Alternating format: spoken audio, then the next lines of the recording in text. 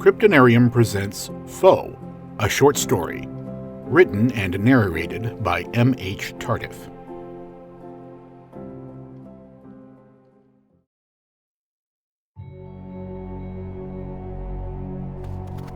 A stiff breeze slithered snake-like between the roughly threaded seams of Ursa's bristle-fur coat. It was her 12th winter, and she couldn't remember ever being so cold. Her very bones ached from it. The thick furs and the meager warmth her flint goaded from gathered boughs every night did little more than keep her alive, a painful reminder of the comfort of the ever-blazing fire of her house. She turned to look at the footprints trailing back to the distant tree line. The world had been a mixture of wet greens and browns, glittering streams, and dappled light, a familiar sight for all her life. It was a stark contrast to the infinite plain of white ahead of her. The glaciers poured down from the barrier peaks, a range of saw-toothed mountains a half-day's march away. The wide-open plain imbued her with a relentless dread. There was no shelter against the winds. There were no berries to eat, nor hava root to dig up when a hunt went bad.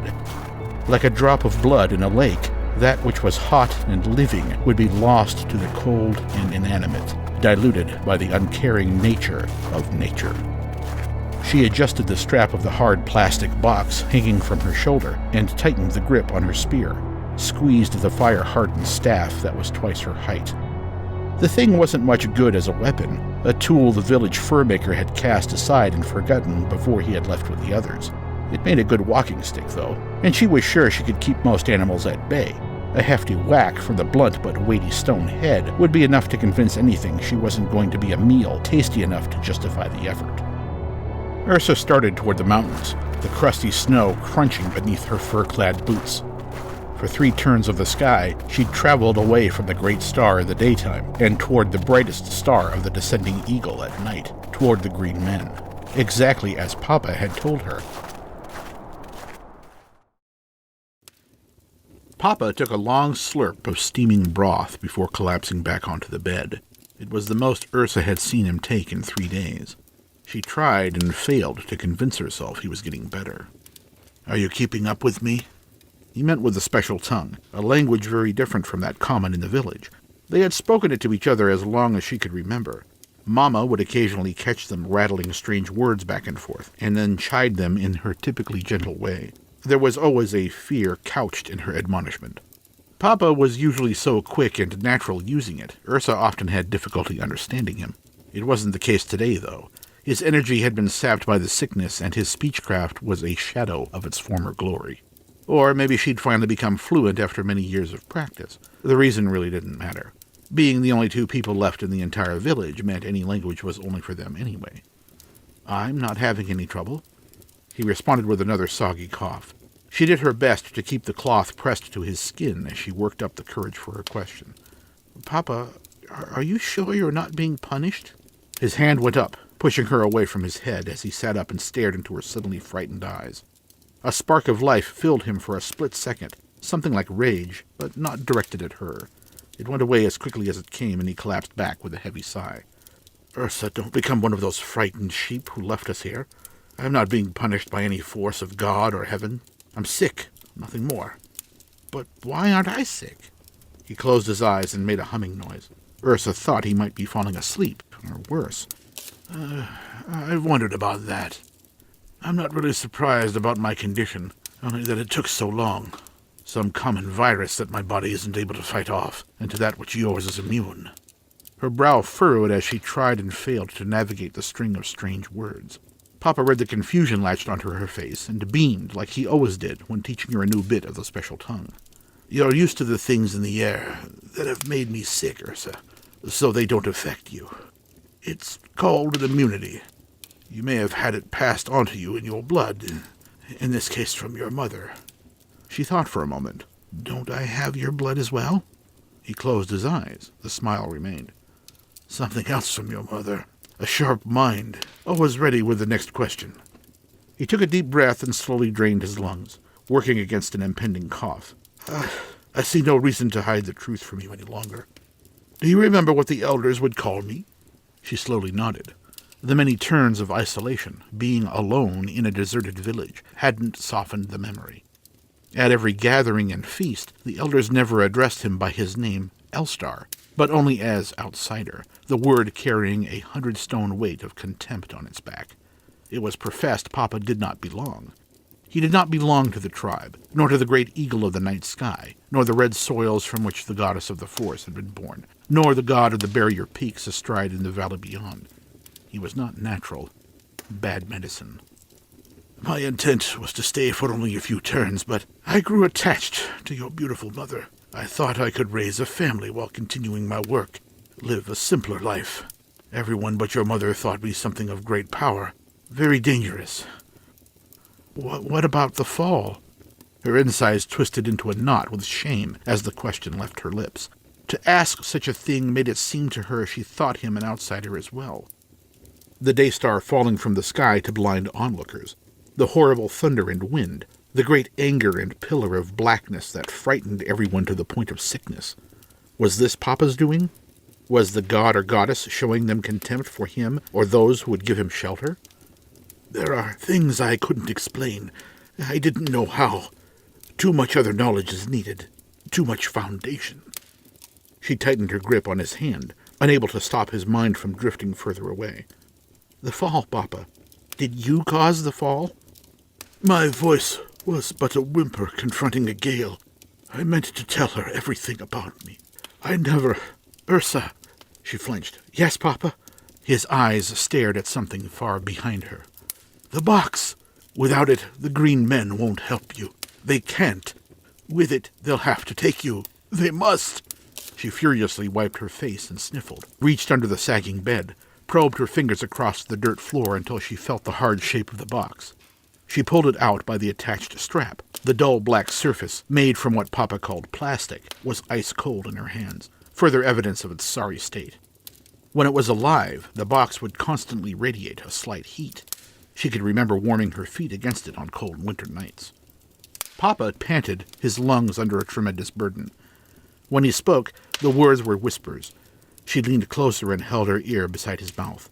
Even then, most of the words died before leaving his throat. Dress. Peaks. North Star. Her cheeks grew warm and wet, and she struggled to swallow a fist-sized stone made from pain and fear. They had talked about what to do since before the summer, and what had seemed a wisp of cloud in the forgettable far distance was now looming overhead, blackening the sky. Find green men. Who are the green men, Papa? Time enough to understand. Papa, don't go. Time enough. Time. His fingers relaxed, Ursa holding fast until the last few drops of life left the old man's flesh. For what seemed an eternity, she laid her hands onto his chest, as if breath would enter him once more by the power of her will. She stood and backed away, slumping into the corner of the little room, a numbness coursing through her from head to toe like poison. She sat quietly until the fire sputtered and died, thinking of squirrels dashing between the treetops in the forest and the blue and pink flowers carpeting the valley in the time of the blooming. The images eventually faded as the night gave way to the day, her mind slowly consumed by a blackness as deep as that which filled the world before creation. Death came to everything, she told herself, repeating the truism in a vain attempt to make things seem normal. She rose and went out into the village to prepare for her journey, her every move performed by someone else that she could only watch from afar. Frigid, dry air spilled over the forest edge into the common, prickled her skin like needles as she went from house to house. There was some thin rope and shards of flint from the third elder's home, and a cracked throwing chuck Boga's father had left behind. She retrieved a spear from outside the fur-maker's, the only weapon she could find beyond a stiff branch. Stoically, she packed the last cake of salt and all the food she could carry into a small bag made of flat-tail skin, and dressed just as Papa had told her to. The thickest furs, an extra one to drape over the shoulders, leggings tied with extra cord with her feet double-wrapped against the snow. At one point during the task, she asked Papa a question. Only when the room remained silent did she realize her mistake. Ursa at last slung the pack over her shoulder and took hold of the box, cinching its broad strap across her body. With a final glance toward the husk that had once held her father's spirit, she left her home and started toward the forest edge, frantically wiping tears from her face.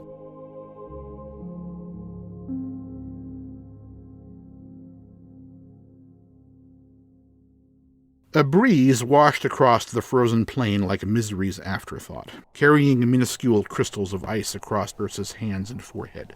She ignored the sudden chill and focused on the rhythm of her work, brushing snow away from the slab, carefully snapping a long, thin splint from the spear chuck and liberally smearing one end of it with mashed berries. Her stomach growled at the sweet, tart scent. There were too few berries left to satisfy her hunger, but there was more than enough to use for bait. Her mouth watered instead at the thought of roast rabbit. The pile of boulders behind her seemed completely out of place on the glacier. To busy her mind, she tried to reason out an explanation just as Papa would have. Maybe they had fallen from someplace higher up on the mountainside, bounced and rolled into their present home many turns before. Then again, Papa used to tell her how the ice moved like a great river, crawling over the land over the span of many lifetimes. Maybe the boulders came from somewhere far away and had been carried to their present home. Very few of the men in the village had ever been to the Barrier Peaks, and none had dared go beyond the forest after the fall. Many of them said the peaks were full of demons and angry spirits. The elders would tell stories of the beginning of the world and how the peaks were once alive and breathed fire. Papa told her of ancient mountains that vomited liquid rock from the world's belly, and how the mountains were long dead. Fingers numb, she hefted the flat stone up on one side, precariously balancing it. Before the fall, she had seen some of the hunters practice making the trap with the village boys, so she knew it was effective, at least for something small like one of the rabbits she'd seen frolicking around the rocks. The hunters had warnings about eating too much rabbit meat, though, something about starving with a full belly.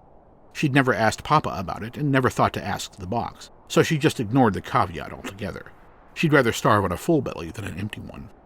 Luckily, the mouth of the cave in which she had pitched camp was teeming with deer's tongue, a moss that thrived all through the forest.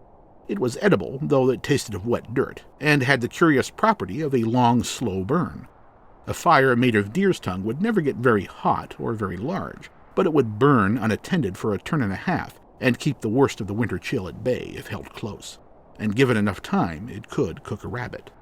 The cave mouth itself was a pair of frozen lips snarling against the base of the nearest peak, asymmetric fangs made from stalactites of ice hanging from the roof, at present chomping down on her worldly possessions. The cave went a few paces into the mountain before ending in a massive wall of blue ice that was covered with dripping indentations where rays of sunshine had chewed away. One of the indentations had become a whistling crack big enough for a person to slip through, and nothing but darkness beyond. She held her breath and gently released the heavy slab, waited to see if her patient work would crash down into a heap. She shuffled backward to wipe her hands on her coat and slipped the chuck into the side of her boot. She blew hot air onto her numbed fingers and squinted at the great star as it peeked over the top of the massive rocks, well into the waning half of its arc. It would be night soon, and she was beginning to think her rabbit dinner would in fact become a breakfast. Her stomach growled as she scrutinized her handiwork and watched an enormous mound of rippling muscles rise over the crest of the largest of the boulders, belly pulsating slowly with each labored breath, matted and dirty yellow fur drawn tight over a washboard of ribs. Wearing the weight of several grown men, the creature's mouth was drawn into an evil sneer, its two enormous dagger-like canines, jagged and broken from a battle that ended long before, and which it had apparently won. The giant cat dropped its shoulders and stepped forward, moving as slowly and smoothly as the sap of a blackbark, a bead of icy slush squeezed over the face of the boulder by the press of a paw the size of a split melon. Ursa shivered, overcome with a sudden sense of dread-filled certitude, an avalanche of roiling flesh and fur crushing her a dozen times in her mind's eye, as if to prepare her for the ultimate end. Within the span of a breath, instinct slapped away the chains of fear, and she ran, flew across the snowfield, every muscle in her legs and arms pumping with every last drop of stored energy. The drumbeat of her heart commingled with the thunder of paws slamming into the ground in rapid rhythm, and the steamy guttural panting born of hungerlust barely a stride behind. She locked eyes on a long, dark shape lying in the snow just outside the cave, and dove toward it just as a blow caught her on the shoulder, the beast's forelimbs slamming against her. The blow drove her into the white crust, and she slid to a stop as the massive furry frame sailed over her, momentum launching it into a clumsy somersault. Ursa scurried to her feet and lunged at the spear, fluidly scooping it into her hands as she whirled around just in time to wildly thwack the beast on the side of the head. The cat staggered to the side and backed away. She jabbed at the air. "Yah!" The cat flattened its ears and glared at her in disgust. Her head throbbed and innards twisted, threatening to heave bile. She couldn't stand there forever, blunt spear against tooth and claw. Either the cat's courage would grow or hers would wither. She took a step back into the cave, her foot sinking into the spongy carpet of deer's tongue. Bracing the spear in the crook of her arm, she blindly reached a hand toward the ground, frantically probing for the plastic box and flat-tail sack. The great beast let out a curt, angry roar that nearly made her heart leap from her chest. It snorted at the spearhead as it slid its tongue across its teeth and slinked to and fro. Her fingers touched braided leather. She snatched both straps along with a handful of moss and slung them under her shoulder. The cat crouched and growled low and long, its muscles building energy. "Papa, Mama, protect me." She raised and drew back the spear. With a nearly supernatural liquid-smooth movement, the monstrous form sprung toward the cave entrance. Ursa snapped the spear forward and let it fly. The cat contorted to the side to avoid the weapon, immediately righting itself to continue its charge, a ravenous ball of pure rage and hunger. She dashed toward the back of the cave, sweeping her forearms to plow icicles from her path as the box and sack bounced and slapped against her knees in time to the sound of crashing paws and snapping teeth. With a mighty heave, she dove into the crack in the wall of ice, the straps around her shoulders cinching sharply against her neck as the ice beneath her vanished and she was plunged into a black void, crashing into a heap against a hard, slimy surface that smelled of red soil and unwashed feet. She laid still on her back for a long time, aching from the crop of bruises that sprouted across her body. The light streaming in from high above her slowly grew red and dim. Though it had been a while since she'd seen any indication of its presence, the cat had made a few attempts to reach her, probing the space with a paw, sniffing noisily in a desperate attempt to catch her scent. She sat up, removing the straps, wincing as a sudden sharp pain pinched her hip. Should she try and climb? The ground was much lower on her side, and the icy walls wouldn't give enough purchase to make the ascent. Even if she did make it out the way she came in, the great cat might still be lurking around, hoping to outwait her. Maybe there was another way out. Her eyes were well adjusted, but what little life there was fading quickly. She opened the sack and fumbled through the contents. She unraveled one end of a piece of rope and lit it with a few clacks of flint, carefully coiling the rope around one end of the spear chuck, and wrapping it with a few small pieces of deer's tongue she'd managed to find near her feet. She coaxed the ember with her breath, turning the impromptu torch over and over. A small flame licked the air, and the cave glowed softly, glistening like a churning brook in the morning light. She was in a small spherical hollow, carved from milky rock and azure ice. Ahead of her was a roughly elliptical opening, a black maw awaiting its next meal. She picked up the box and her sack and climbed to her feet. She held the torch in front of her and took an uneasy step into the dark opening. She followed a snaking, slippery passageway for at least 100 paces, the icy floor occasionally giving way to a carpet of frozen flora. The torch danced as a slight gust flowed up from the passage from the deep darkness ahead, a nearly imperceptible whisper of a wail echoing all around her, punctuated by a constant drip of water somewhere unseen. As she moved along, the walls tapered away from the path until they vanished altogether. She paused to carefully loosen the rope wick on the torch to give it some breath. The flames licked a little higher and revealed the glint of the ceiling ice overhead, the tiniest modicum of comfort. She continued, squeezing the strap of the box tightly, feeling it bob and bang against her knees as she went. She walked for what seemed like half a turn, twice stooping low as the roof dropped to less than shoulder height. The walls returned in a form of a winding vertical fissure at least 10 paces thick. She eased herself through, holding the torch out as far as she could. Only when she made it to the other side did she realize her flat-tail sack was missing. She kept going. The walls and ceiling disappeared into the void, and her head soon spun with a sense of disorientation. Was she walking to the left? Was she going uphill or down? Her right foot splashed through something, and she jerked her head aside, her eye nearly gouged out by the end of a giant stalactite that leapt from the dark, although being blinded wouldn't have done her much harm. Her torch was little more than a disembodied flame floating beside her in the darkness, its light unable to reach anything beyond her outstretched hand. Every step took her further into infinity, like the dwelling place of the great star of the night, but without the company of the other stars to ease the stark emptiness. The whoosh of blood pulsed in her ears as the disorientation grew, and her thoughts wandered down more dangerous paths than her feet. She half expected a desiccated hand to plunge from the darkness and clasp her face, or to hear some indescribably odd sound, the herald of a primordial monster 100-fold worse than any hungry animal. The ground rose gently. She waved the torch low, barely made out the shine of crystal blue under her feet. She cautiously walked up the ice-covered incline, switching the torch between hands so she could probe the air in a vain attempt to find a surface. The path leveled out and began to descend, gently at first, and then not so gently. She leaned back as she went, tried to balance. Her right foot slipped first, catapulting out as she fell against the undulating river of ancient ice. A blast of wind hit her as the nothingness rocketed past, the box clattering just behind. A moment later, the frigid cold beneath her evaporated and she plunged into an empty space and thudded into a great slab of frozen rock, the torch leaping from her grasp and bouncing away. Before passing out, she heard a splash and a sizzle, and the darkness swallowed her utterly. Ursa awoke to the sight of stars, countless thousands of glittering golden points. The patterns were unfamiliar and slowly changed, as if the celestial house were made of swirling tar. The stars adhered to the whole morass. The feeling of confusion that had overcome her before she fell asleep had been replaced by euphoria.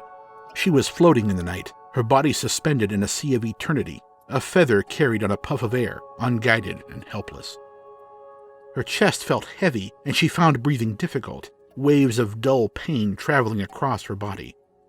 She watched the sky flow lazily, ideas and memories forming in her mind like the bubbles atop a boiling stew, mingling and transforming from the cook fire's heat until their whole was greater than all the individual ingredients. She deepened her breaths until the heaviness faded, counting to 1,000. Her head cleared and her thoughts coagulated until a sense of reality pulled her spirit back into her supine body. She sat upright, suddenly understanding. They weren't stars. As if to confirm the realization, one of the bright specks spiraled down through the darkness and landed on her hand, 6 tiny legs tickling her skin. The air was thick with them, each emitting a faint, ghostly glow that hardly cut the darkness by itself, but altogether electrified the whole space. She concentrated until she could see the ribbon-like contours of the cavern above her head and the smooth, gently pillowed floor stretched out in front of her, interspersed with pools of blackness. She reached out, grit her teeth against the shock of near-freezing water as she felt around the closest of the pools to retrieve her soaked torch. The thing wasn't useful to her now, but it didn't seem right to leave it to spend forever in the dark all alone. She had given it life, and in turn, it used its life to help her. She would see it die properly, consumed by fire. A radiant living swarm amassed around her as she climbed to her feet and cautiously stepped toward a long vertical fissure in the opposing side of the cavern. A host more of the insects were down the next passage, an endless turning spiral of tiny creatures living their lives between the ice and stone without the slightest notion of a grander purpose. She moved quickly, full of a sudden surge of energy, snatched up the box and swam through the living sea of bugs until a shaft of light called to her, and the fresh air of a new morning at last spilled onto her face. She chewed on a mouthful of snow, doing little to alleviate her thirst and even less her gnawing hunger. Her fingers grew numb around the box strap, and her feet felt as if bitten by an army of angry ants, both bad signs in such cold weather. Soon the stiffness of flesh would come, then the clouds would fill her eyes as they froze, and a shroud would fall over her mind as pain gave way to sleep. A constant icy wind poured over her as she trudged along like a leaf in a storm. The desolation on this side of the peaks was magnificent and terrifying all at once. Dead trees, 1,000 of them, were strewn across the vast wasteland of the fall, all stripped of branches, blackened and cracked. Strangely, they had all fallen over in the same direction, as if a terrified crowd were making a great exodus toward the mountains and was suddenly struck down by some malevolent force only 40 turns ago. She wearily stepped over a downed trunk, buried her hands under her armpits, focused on the rhythmic thump-de-bump of the box against her thigh. Her fingers began to throb. A minuscule amount of sensation was returning with the pulse of living blood. Swallowing the temptation to cry, she imagined a roaring fire, big enough to make the great star envious. And meat, smoky and juicy, seasoned with salt and butter and the herbs Mama gathered from the valley. The endless sea of charcoal and desiccated wood would be easy to ignite if she had her flint, which was now lost in a cave, destined to be locked in a glacier or bowels of a mountain until the end of time. She stepped over another corpse, the toe of her trailing foot catching a peeling of burnt bark. She stumbled and righted herself, continued down the length of the trunk without a pause. Papa had told her the green men would be at the place of the fall, the center of the evil that had beset the world. What was the fall? The elders had said the great star had launched a piece of itself at them in anger for Papa's blasphemy. They were wrong, of course. Perhaps a great stone had tumbled from the heavens, knocked out of place by something like the wind. The wind could be much more powerful up where the stars lived. Perhaps the stone had been carried on something like a glacier, and finally dropped into its proper place. Like the ripple on a pond, the impact must have created a great blast, knocking down the trees as if they were little more than dried needles trampled underfoot. Her belly growled, tightened into a knot. It was hard to think clearly. She wished she could ask the box a question in the special tongue and hear the answer in its strange voice. Papa rarely asked questions of the box and was very stern about its overuse, lecturing her on several occasions about the need to rely on her own wits. If she were doomed to die out here, she would first like to see what magic the sky had brought, whether godly wrath or dancing demon. Exhausted, she stopped, sat down on what was once a tree, and scooped some snow into her mouth. A sudden gust whipped across the desolation. It was then a distant movement caught her eye. She rose to her feet to get a better look. A steady trot on 4 legs, a powerful, sleek form, barely more than a pebble held at arm's length. Somehow, the cat had made its way over the peaks and picked up her scent.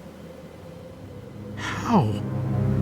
How did it follow her? How long had the thing waited outside the cave?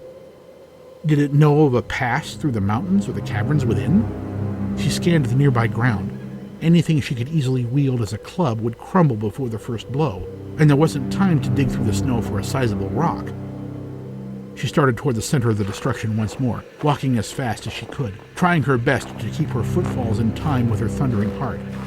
Every few paces, she would turn her head, each time expecting to be driven into the ground by the leaping beast as it crashed onto her. Each time it was still distant, but just a little closer. Time went on, and the great star passed overhead. Ursa pushed herself until her legs and feet were on fire, every step a new boundary of pain. The land gently rose and became the side of a massive hill on which she struggled to stay upright, stumbling in the shifting snow. As she climbed, the constant wind that had pressed against her face sprung to life from the opposite direction, carrying on it the scent of musty fur and dried blood. Panting, she crested the hill and glanced behind her. The cat had closed a considerable amount of the gap. On the other side of the hill, the contour of the land became a huge, shallow bowl. Far ahead, in the center of the bowl, a grove of upright trees stood amidst the white wasteland, a group of survivors left to testify of the death laid in every direction. She started down the hill into the bowl, a tired trudge turning into a trot, and finally a gallop, the box swinging wildly, her feet shoveling through the snow. When she reached the bottom, she stumbled and fell on top of a blackened trunk, the jagged stump of a snapped branch spearing her in the gut. Ursa gasped in agony and rolled away. She lifted herself onto her knees and retched, the taste of blood filling her mouth. She yanked the box aside and tore at her coat, felt within the seams to search for anything wet, watched the top of the hill as searing waves of pain sent her into a coughing fit. The cat appeared and stopped, sat down on its haunches to calmly scan the landscape. It yawned and peered down at her, relaxed and calm, as if she were nothing more than another fallen tree trunk, not worthy of attention. The creature craned its neck and let out a long, throaty roar, announcing victory. A primitive terror closed a skeletal hand around her, locking her muscles. With every ounce of human will, Ursa ignored the explosion of pain in her abdomen, hugged the plastic box like a protective talisman, and flung herself forward, stumbling toward the grove, not daring to look back at approaching death. 100 lurching paces later, she stumbled through the outermost of the standing trees, as blackened and dead as their knocked-down counterparts, the space between them hardly enough to allow her shoulders to slip through. A carpet of long, dead twigs snapped beneath her footsteps, almost drowning out the heavy paw falls and growling just behind her. She pressed onward with tears and bare teeth as she moved deeper into the trees. She was more tired than she'd ever been, battered by bruising and relentless cold. Not a speck of her flesh wasn't suffering. Why was she doing this? There were no green men. She was in the center of the fall, striving for a goal that didn't exist. She should just lay down and wait. Death came to everything. The stench of decay assaulted her nose. Warmth had melted the snow, the surface becoming a thick, hot blanket of stone chips and glittering specks of black glass and charcoal bark that had sloughed from the trees. Her right foot dropped into a hole about the shape and depth of a well bucket, full with a slush of muddy water and rocks among the spongy moss. She tore free of the slop, cried out and clawed at the trees to pull herself along. Mummified bark crumbled beneath her grasp, the furious stitch in her belly threatening to rip wide. Behind her, twigs snapped. Her foot found another hole, the force of her forward momentum pushing her weight into an awkward position. Her ankle grew as hot as a cookstone as the bones in it gave way. With a single mighty heave, she pulled free and collapsed into a bed of stone debris, sobbing. She rolled over and raised her head. The cat was only a few steps away, slinking through the trees, its great weight pressing into the rotten soil, its stride slow and deliberate. She gazed up to see a new willowy branch shake in the breeze, a tiny patch of green sprouting from a fissure in the charred bark. The great cat stood over her, warm, foamy saliva dripping from its dagger-like fangs. She could smell its tarry breath as it oozed over her. She remembered Papa and Mama, remembered the smell of fresh bread and the sound of laughter and spring rain hitting the ground. Time flowed like cold honey as the cat brought its head closer and opened its jaws. Treading clouds through a dream, her hands swept over the rocks strewn beside her, raking them. Her fingers grazed a smooth surface and sharp edges, closed around the shard of black glass, and she whipped her hand through an arc, all her agony and fear focused into pure rage. She drove the shard deep into the cat's flank, the glass slipping from her blood-slickened grip. The cat howled and recoiled, hind legs slipping into a slush-filled hole, whimpered and crumpled to the ground as life pumped from the gaping wound in an endless stream of red. It snorted and licked its nose, letting out a long sigh until it stopped moving altogether.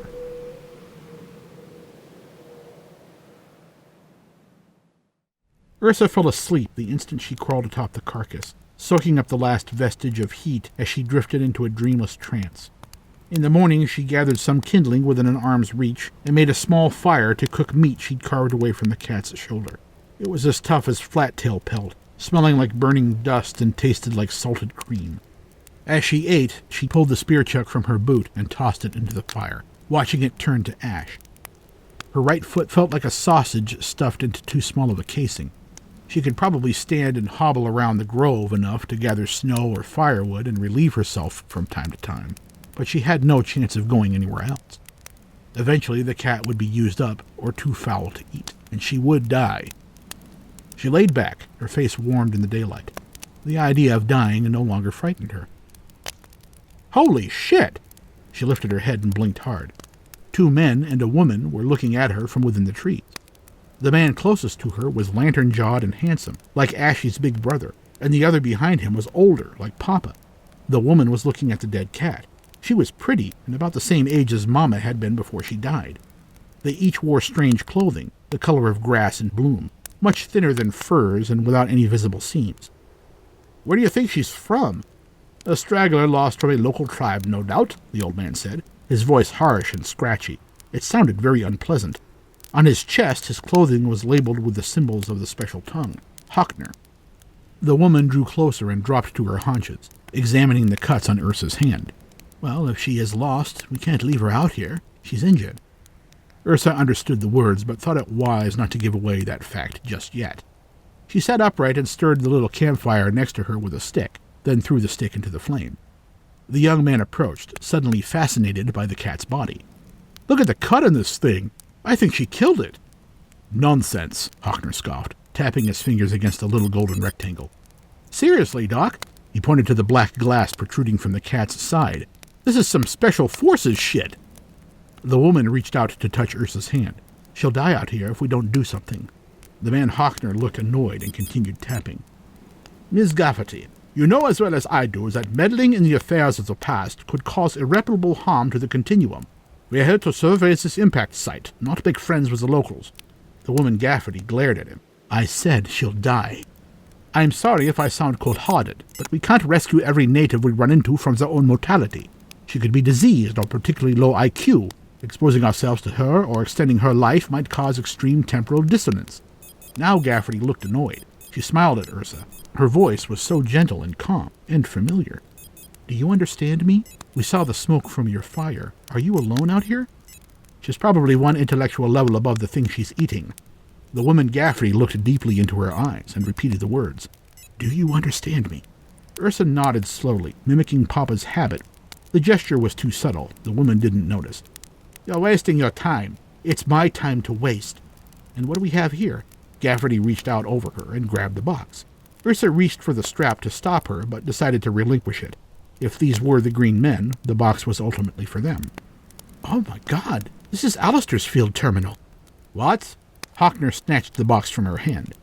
He told me he wanted to study the people in the area and see how the impact affected their culture. He must have gone to an earlier period ahead of us. The young man peeked over the body of the cat to get a better look. Well, how'd she get a hold of it?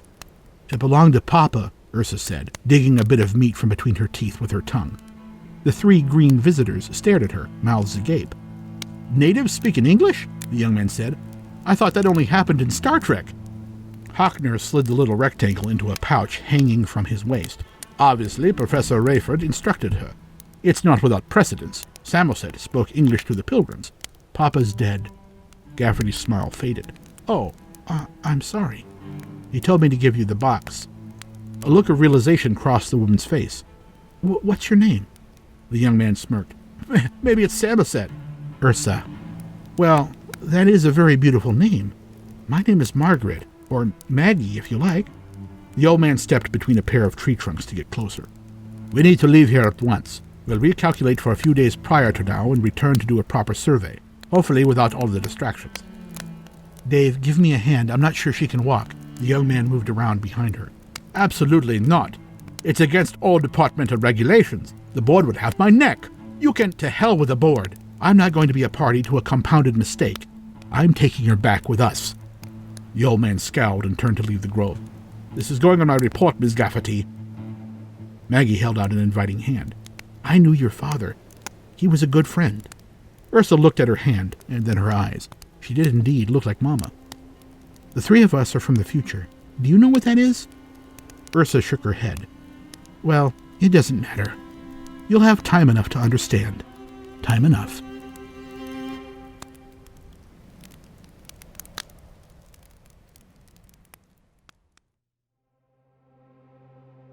This concludes Foe, a short story written and narrated by M.H. Tardif.